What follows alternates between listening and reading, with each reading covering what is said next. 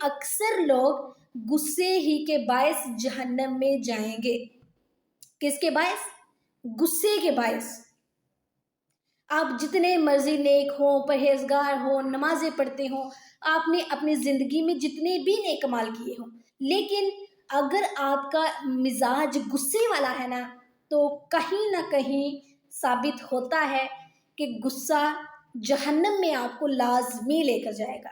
غصے پر قابو پانے کے چند پوائنٹس میں آپ کے ساتھ شیئر کرتی ہوں، انشاءاللہ آپ کے ساتھ آسانی ضرور ہو جائے گی۔ نمبر 1، غصہ پیدا کرنے والے اسباب، مثلا دنیا کی محبت، غرور، تکبر، خود پسندی، اپنا مقام اور اپنا منصب، اس کی جو حرص ہے اس کا ازالہ کیجیے۔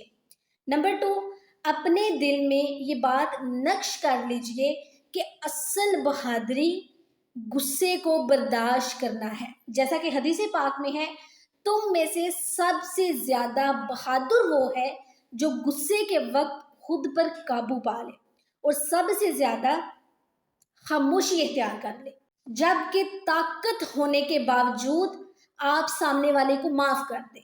آپ کو غصہ آیا ہے کسی پر، آپ درگزر کریں، آپ کے اندر ہمت ہے کہ آپ اسے منہ توڑ جواب دے سکتے ہیں، لیکن نہیں، اگر آپ معاف کریں گے، درگزر کریں گے، تو دنیا اور آخرت میں آپ کو بہت سے فائدے مل جائیں گے۔